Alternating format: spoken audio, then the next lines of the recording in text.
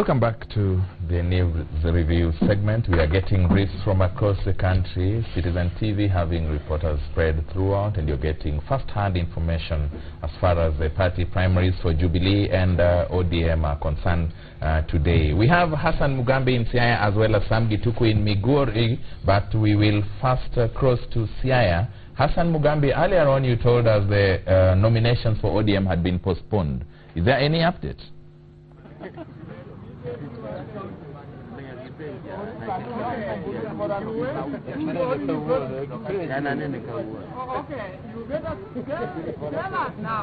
Hassan, if you can hear me, earlier on you told us that the party primaries for ODM in Siaya had been postponed. Do we have any updates?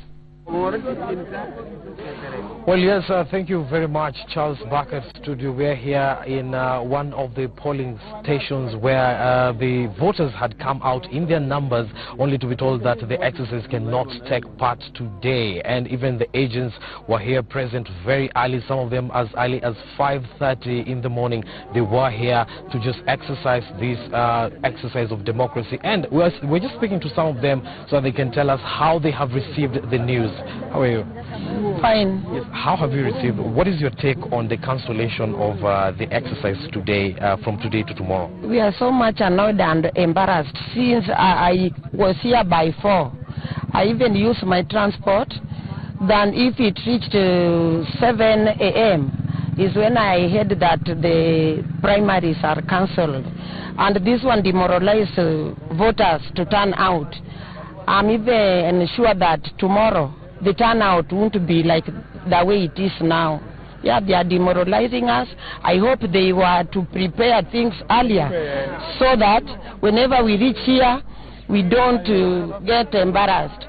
Yeah, like me, I don't think if I'll even come here tomorrow. They are really demoralizing. I thought they would have prepared earlier. These things, they knew it earlier. The primaries, they started saying it were to be on the 13th, last 13th. Today, now when the turnout was about, no sooner than we were told at 7 that it is postponed. Yeah. I'm so much demoralized. Now, those are some of the people just saying that how much of demoralization they have undergone, saying that they don't even know whether they will be coming out tomorrow to do the voting, as it has been postponed to tomorrow. Now, we're just seeking to how have you taken this particular information that it has been postponed to tomorrow? Thank you very much, but today I'm not happy with what has happened with our party ODM. It's a lovely party that we love so much. As we wake up in the morning today, we are ready that we are going to vote, and everybody was out. And I don't think if tomorrow the turnout will be the same as today. So I'm not happy totally. If there's a plan of rigging, maybe, but I don't think if they will make it. Thank you. Okay, thank you very much. What about you? Thank you. I want to say that I'm very much disappointed. We had prepared for this. The stakes are so high, and as you can see, people came here as early as 4. The people who traveled from far and wide, but as at now, we've not got any official communication from the party, but we're just being told from media that it has been cancelled.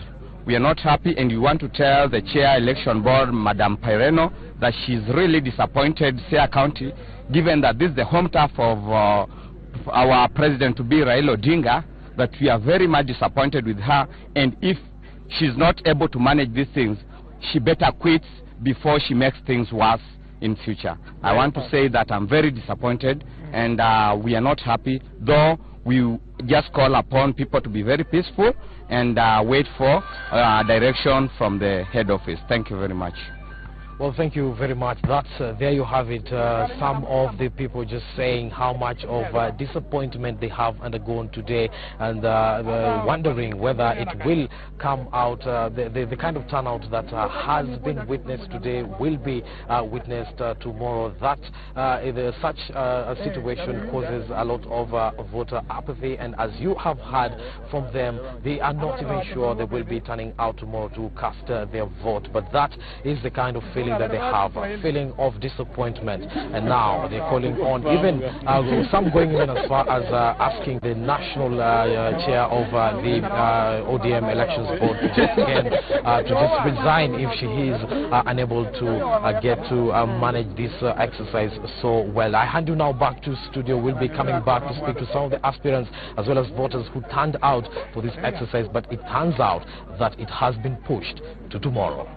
Thank you very much, Mugambi. Hassan from Siaya. The ODM primaries in that county have been postponed this morning due to what the election officials called technicalities that they are yet to solve. We now cross over to Migori County, the border of Kenya and Tanzania, and get to hear from Sam Gituku. Sam, good morning once again. Earlier on, you told us in the other means of communication that voting has started. What is the update? Well, morning, Charles. From the disappointment in Siaya here in Migori County, it's a mixed bag because some of the polling stations have already begun the process of choosing their leaders on ODM ticket, but in others, like where we are here is Rapogi Primary School, the voting is yet to begin. The voting materials, it's now about 7:51. The voting materials are not yet here. The presiding officers, the returning, or rather the polling clerks are not yet here. We haven't seen them. But the indication is that they are still on their way. This being already a constituency, we understand that the materials will be coming this side. But maybe you can get to the earlier picture that we'd gotten here at Migori Muslim Primary School. The voting kicked off some few minutes after 7 o'clock because the picture that we got as it was approaching 7 o'clock, we got the poll officials arriving with the materials, with the ballot papers, with the ballot boxes. We saw the agents of different candidates, different positions from MCA all the way to governorship.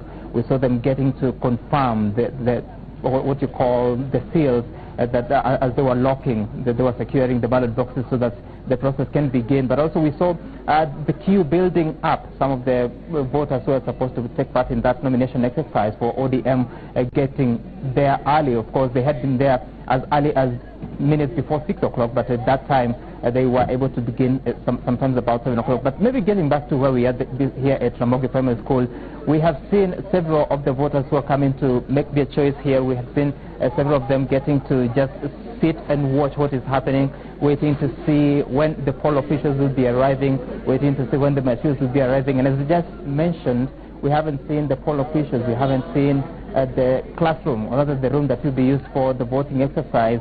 What you understand, as I said, is that the poll officials are still collecting their materials. They could be on their way because when earlier in the morning when we spoke to the officer in charge of these elections by the name Otike, Tomboy Otike, who is the chairperson of the county election committee, he indicated that the materials had already been released, especially to Awendo constituency and Uriri constituency, because those are sort of they are far constituencies. So we're expecting that we'll be in a position to see those materials arriving here. But we can see some little movement. We have seen the police officers coming, arriving here. We're hoping to see the poll materials. That is the car that is carrying the materials. So finally, we can say that the ballot boxes from your screen, the ballot boxes being offloaded from that car, of course, accompanied by police officers here to ensure that there is security of this material. So, Charles, what we can say is that the polling process will be beginning momentarily. As you can see that this arrival means that they can now start to establish the polling center, the polling station, because essentially they have to ensure, the poll officials have to ensure that all the agents of the different candidates for all the positions get to arrive. So we'll be expecting to see, as we move to the classroom that will be being used for this exercise, we'll be expecting to see the various officials, or the various agents of different candidates getting to confirm that, so that this can be officiated. And of course, the enthusiasm here is alive, because you can see even the residents already getting to join the queue so that they can be in a position to be the first to cast their ballot. Of course, this sometimes late is unfair, Charles, because there are some people who arrived here as early as 6 o'clock, as early as even before then. But now the queue is forming. It's forming at 7:54, so it's not necessarily the first person who was the person who was first to arrive here that will be first on the queue, because unfortunately there is no way of monitoring and making sure that there is an accountable process of who gets to vote first. So you can see the ambition, the enthusiasm on the faces of these voters here, they are ready to participate in this exercise, but of course they cannot do so as yet. They'll have to wait for a few minutes so that that polling center can be established, and of course to give that opportunity for them to make their decision. And this polling station, Charles, is important because this is in Uredi constituency, Rapogi Primary School. This is where the county governor of Otobado will be casting his ballot, making his choice. And as he said yesterday, that he is willing, he's ready to accept the results as will be determined through this ODM nomination exercise. Of course, it has been a heated campaign, sitting the front runners between Governor of Otobado and the former Sports Minister Chilo Ayapo, who've been really tough on the ground, getting to sensitize, getting to woo the voters here to make that decision to support them. So we'll be expecting to see the reaction from the leaders as they get to cast their ballots, and of course how that pans out is something that will be crucial. We'll be making sure that we're able to capture. But of course, now we proceed on to see how the poll officials get to establish that polling center. We'll be linking back with you in a short while as soon as this process kicks off. Charles. Sam, just before I let you go, I'm told Sam Gituk was already gone off air. We'll be getting back to him in Migori to get to know what is really happening. Polling just about to start in Rapogi Primary School. Now we cross over to Homa Bay, the neighboring county. We have Sam Ogina. Sam, how are things in the lakeside city of Homa Bay? Well, thank you so much, Charles. The Communications Center here in Homa Bay County. Homa Bay Primary School, to be quite specific, massive delays, say 1.5 hours into the process yet to begin the exercise. Now we are receiving information that the ballot materials are actually stuck in Kisi. Kisi was the county distribution point from Kisi, and then the material was supposed to be moved to Homa Bay yesterday night, but logistical hitches now causing the massive delays that we are now seeing here. And the reason why the ballot materials were actually placed in Kisi is because in 2013, or rather being informed that in 2013 what transpired was ballot materials were kept securely at a police station to be distributed the next day morning, but when the distribution time actually occurred, or rather reached, a number of youth stormed the police station, say 500, they stormed the police station just to verify the security features of the ballot papers, and this caused delays, and the process actually started at around 1 p.m. or so. That is in 2013, and the reason why now the National Elections Board and even the County Elections Board decided that the ballot materials should actually be put in a secure place in Kisi is now being informed by the 2013 scenario of youth storming the police station to verify the ballot papers and the security features in those ballot papers then. So we are also being informed that also, given that the ballot materials were stationed in Kisi, they were supposed to get transport from Kisi to Homa Bay by yesterday evening, but that did not happen, given that there was no payment of lorries or rather payment or to individuals who will be ferrying these materials all the way from Kisi to the constituency distribution, to the county distribution center, and then it will trickle down to the constituency distribution centers. But now we're being informed that that process is now happening. Materials will be arriving any moment from now, say in an hour or two, but also being informed that given the delay already, there will be also issues in trying to distribute the materials to Nziwa constituency and Suba constituency. Reason being the terrain there, and also given that the fact that it rained yesterday, it is a hilly, slopey place in these two constituencies, and thereby the county officials, polling officials, expect that there will be massive delays occasioned by the terrain and the rain that rained yesterday. So far, the number is just adding up here. People streaming in one by one. Others who came here as early as 6, some of them have already left, saying that they will come back later. But of course, anxiety also building to the people who have already arrived there. And maybe just I sample one or two of views here. If I can, naomba niongee nawe tafadhali, njoo. Jina lako nani na ulifika hapa saa ngapi? Na kamera ndio ile pale hivyo. So niongee jina lako nani, ulifika hapa saa ngapi? Kama unaweza toa kofia kidogo ndio tukuone vizuri. So ulifika hapa saa ngapi? Nilifika saa 11. Mpaka saa hizi hakuna mwenye ballot papers haijakuja. Umeambiwa shida iko wapi? Ama hakuna mtu ameongea na nyinyi? Hakuna mwenye ameongea na sisi. Bado hakuna kitu kimefika. Na uko tayari kungoja mpaka ballot materials zize? Niko hapa hivi mpaka saa zile ballot itafika. Saa tunangojea, watu wako wengi. Tuko na roho ya kungojea. But uko disappointed tea process imechelewa? Ati? Uko disappointed? Hapana. Tutangojea. Niko sawa. Asante sana. Sikupata jina. Kwa majina ni Kevin Ochieng. That is Kevin Ochieng saying he's not disappointed. He will wait for, he's very willing and very patient to wait for the ballot materials to arrive. Let me join, or rather, a gentleman here. How are you, sir? I'm so good, sir. What's your name, and are you disappointed that the whole process has been... I'm very much disappointed.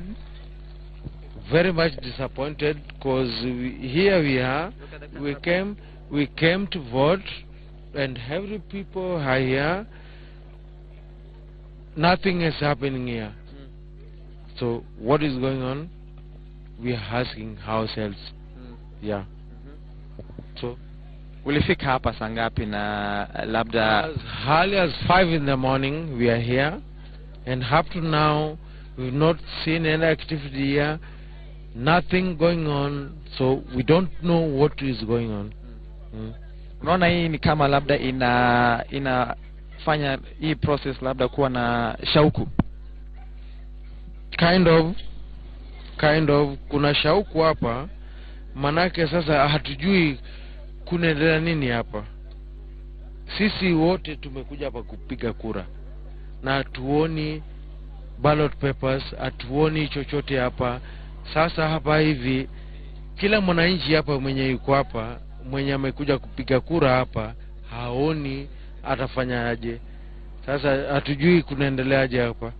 Kuna wenzenu ambao wengine washaenda, lakini mko tayari kungoja hadi ballot materials zifike? Tutangoja hadi jioni, hata kama ni saa 6 za usiku, hata kama ni saa ngapi, tutangoja na tutapiga kura. Asante sana. Bora tu tutapiga kura hapa na tutamchagua mwenye tunamtarajia.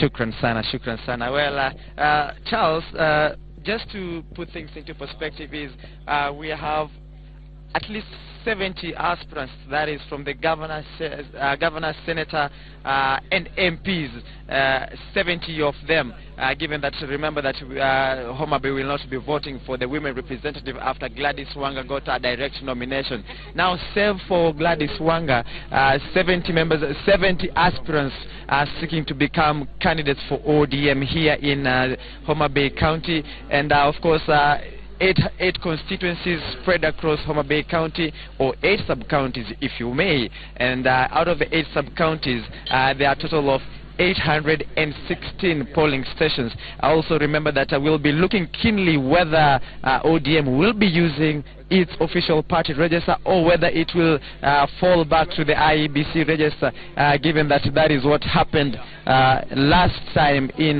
Busia, Kakamega County. They were using they were using the IEBC register as a backup plan. So then it meant that you come with your ID, you are cross-checked in the IEBC register, and then you are granted the go-ahead to vote. But IEBC was quite clear, saying that parties should now use their own register, and the IEBC register should just be a fallback plan to verify your particular polling station. So we'll keenly be looking at that one as well. But we'll continue waiting and just to see what happens and transpires here in Homa Bay County. Information is the delay is cut across the entire county, and they say that in the next 1 or 2 hours, some polling stations will now kickstart its process officially. as much as the process has been delayed occasioned by, of course, the transmittal of ballot materials from Kisii to Homa Bay County. But we'll be keeping an eye on what transpires. My friend, this is live TV. We'll be see what is happening here. People just trying to come and see what is happening. Of course, anxiety setting in, but we'll be keeping you posted on what transpires here in Homa Bay County. If the ballot materials arrive, of course, we will keep you informed, but the delay, as I said, has been occasioned by delay in transportation of material from Kisii to Homa Bay County. So back to you at the Communication Center, Charles. Sam, just before I let you go, you need to appreciate the fact that my Fox never gets to be on live TV every other day, so you have to understand that bit. Tell us a bit, that was a light moment. Sorry? I was just reminding you that my Fox never gets to be on live TV every other day, so please understand them and pardon them for that. That is okay, that is fine. But anyway, just before I let you go, Homa Bay has been known for the wrong reason, a bit of violence previously, the last few days, and even a few months back. What is the situation now as far as security is concerned? I spoke to the county commander yesterday, and he assured security here, saying that they have already marked the hotspots that they expect probably there will be fracas or chaos or violence, and as such, the hotspots, they've beefed up security in those areas. And yesterday there was an incident whereby a Suba MP, that is the ODM chairman, John Badi, in one of his rallies at one of the centers, the youth there engaging in confrontation with the residents, but that was contained, of course, by security officers. Of course, there was a little bit of stone throwing here and there, but no casualties, no major injuries, as well as a number of youths yesterday arrested by police officers. This, of course, was occasioned by... my friend, if you just may, this was occasioned by residents in Rangwe constituency. They had identified these individuals, saying that these individuals were not locals of Rangwe constituency. And then they raised alarm, of course, and then these 20 individuals ran to a police station where they were being held, interrogated. Nothing was found on them, and the security officers they're saying that what they will do, they will continue interrogating them, and if at all that nothing comes out of them, then they will be released to go scot-free, because these individuals come from Kisumu and Mbita constituency, but they were in Rangwe constituency, and this is why it raised eyebrows. But security officers saying they are on top of the game. They've mapped out hotspot areas in Homa Bay County, and in those hotspot areas, they've beefed up security to ensure that the whole process here in Homa Bay County runs on smoothly. Homa Bay will be coming back to you once the process is underway. Back here in the studio, my panelists Charles Munyui, Jonathan Mweke, and Lydia Ntimama. Very patient. I really appreciate you, ladies and gentlemen. But before that, and we have realized across the country from where we've gotten reports that people are relatively calm and the process is going on very smoothly. Infotrack released a report that says 89% of Kenyans say they will accept the results, no matter who is declared the winner during the general elections. Charles, what does this portend, or where would this drive be coming from, considering the kind of violence and distaste that we've been seeing? I think Kenyans are tired of shambolic processes. But having said that, they also want their lives to move on normally. His Excellency here said a few minutes ago that people didn't go to work on Friday, have not been going to work literally the whole of last week for when they participate in primaries for various parties. This week again, people want this process to end so that they can wait for August and move on. And I think what the people are saying here, by accepting, they're not necessarily saying they are going to vote on August for the individuals that have been picked at the primaries. I think what they're saying is, fine, we cannot keep on having this process every 2 days being postponed then coming back. We'll wait for August, then we'll pick the guys that we want to pick from whichever party they will be in, as long as we appreciate the fact that they're in those positions because of the process that we had in the primaries. So I think, to me, it's a message to the political parties and those that are running the political parties to ensure that they have a clean process, a fair process, and it's not just by way of the process being fair. It should be seen to be fair, because if it's not seen to be fair, then it doesn't matter how fair it is. Ultimately, the people will ultimately vote for individuals that they believe should have won the primaries if the process was free and fair. Lydia, from this report by Infotrack, survey that was conducted by Infotrack, 89% of the people who are polled say, regardless of the results, fair or unfair, we will accept it. I want to think that Kenyans are tired of the violence. Post-election violence is a mark, a scar that was left on most Kenyans. The IDP situation, the violence that happened in 2007 is what must be the reason most Kenyans are fed up with this. Whatever government comes in, whoever is elected, let us accept and move on. I think that's the attitude that most Kenyans have, so that there is no post-election violence, because this is what caused so much trouble during that time, and women and children being displaced, families no longer having homes. And you know, right now most political parties are Kenyans. We're not yet mature politically, and we are getting to maturity levels, and that is being seen with this kind of polling. Maturity level. 93%, according to this poll, 93% of the people who are grilled or asked questions say that they're living very in a very peaceful manner with their neighboring communities and all the rest. Is that a signal for tribal warmongers that time is up?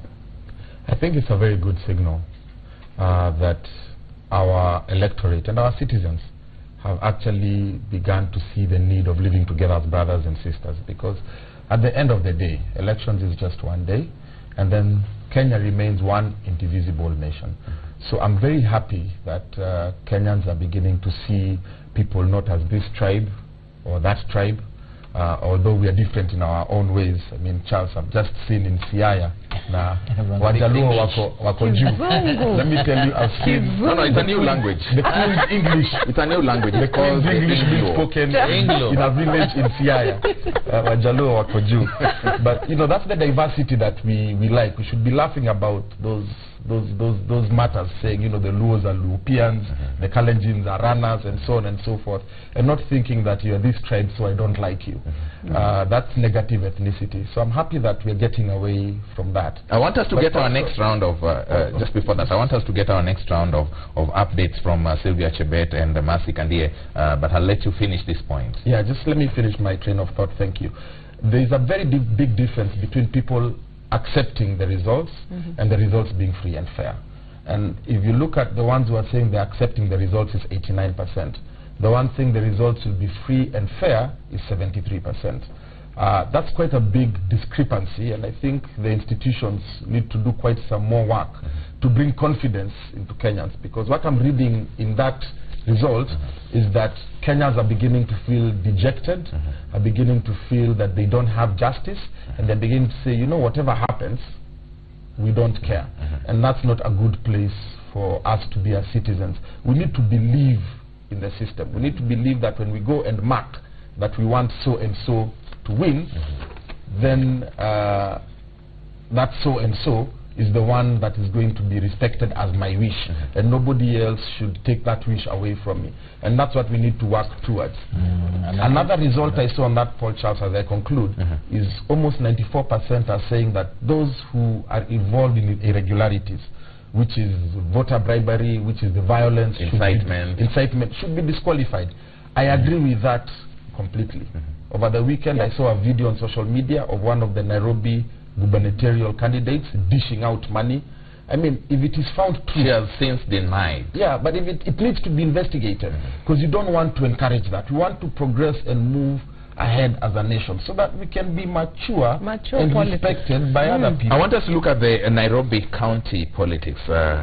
Gideon Mbuvi, aka Sonko, gears up for poll. He rules out any deal This is in reference to the talks that were that probably him and Peter Kenneth, there could be a consensus. But before we get to that, quite interesting statistics here. 72.8% of Kenyans believe that IEBC is capable of handling the elections. Yes. And that's what we've been talking about. Yes. That's what we were saying. IEBC is an institution with serious capacity. And I think what we've been doing as politicians deliberately is to discredit IEBC to the extent that out there people start believing IEBC is a shell.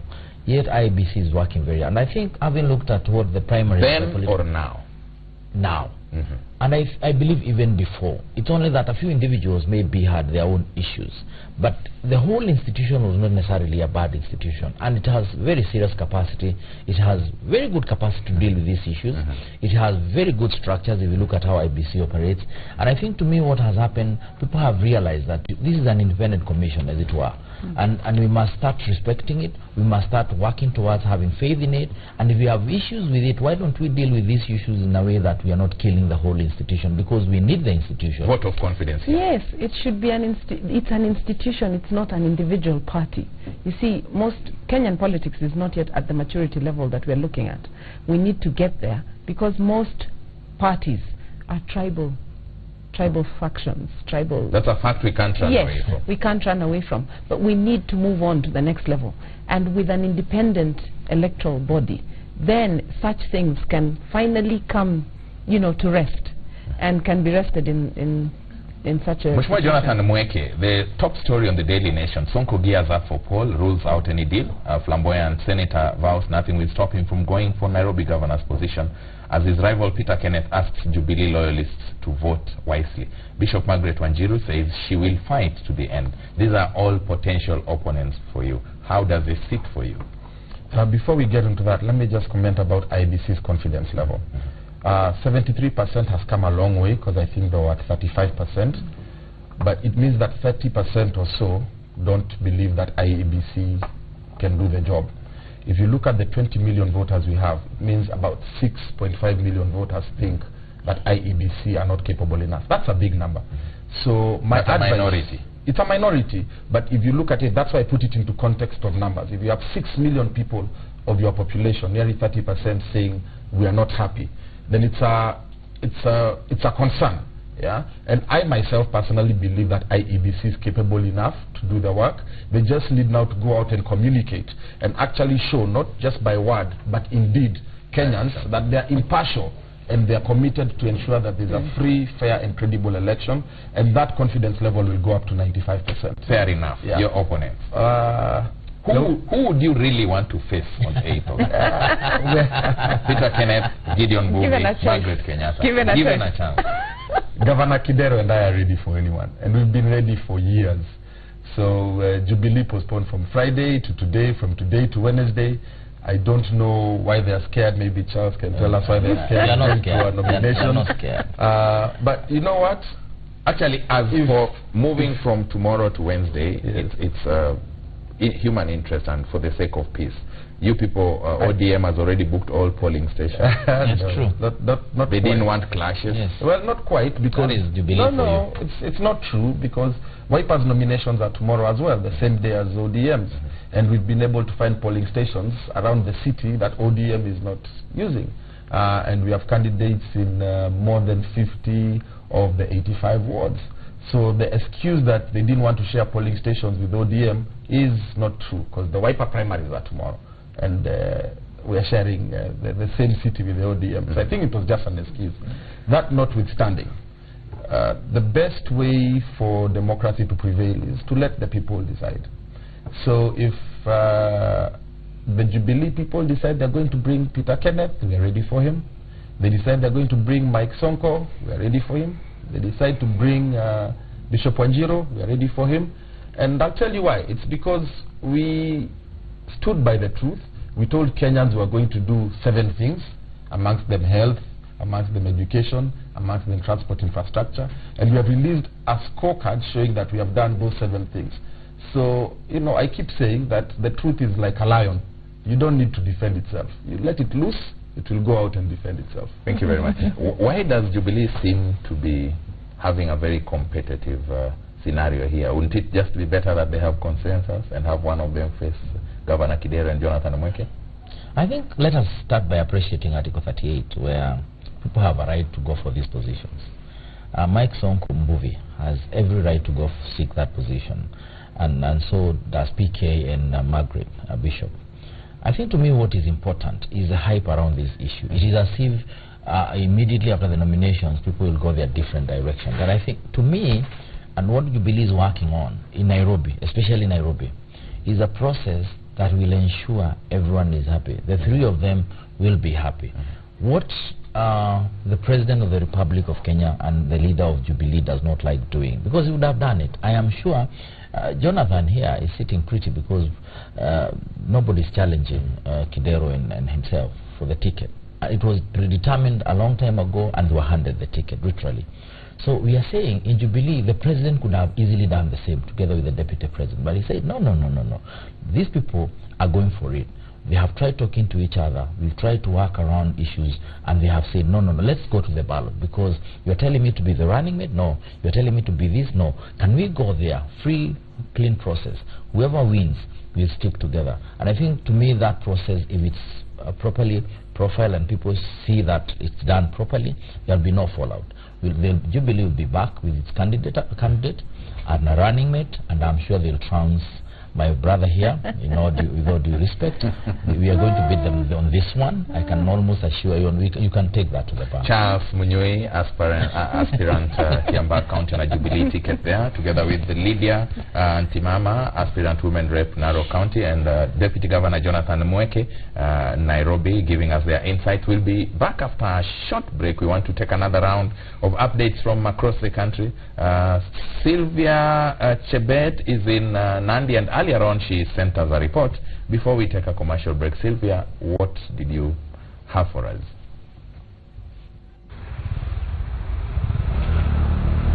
It's a chilly morning here in Kapsabet, Nandi County, and finally it seems this second attempt at nominations is finally taking off for the Jubilee Party. The first ballot papers arrived in this constituency around 4 a.m. and the first constituency to receive them was Mosop constituency. The second, Mgwen constituency, which is now arranging itself. Agents have come here together with election officials to take the ballot papers to the various polling stations around this constituency. However, we understand there is a small technical hitch, according to the election board officials, that Nandi Tindret constituency in Nandi County is yet to receive all its papers. At least 13 polling stations are missing ballot papers. Chesume constituency has received none at all. Election officials are working out what to do in order to continue with this exercise even in those areas. What we understand is that there is some sort of consensus seeking in Tindret constituency to try and see if the old ballot papers could be used. As for Chesume constituency, we also await the arrival of their ballot papers. We take a short commercial break. Right back with the last segment of the news review after this.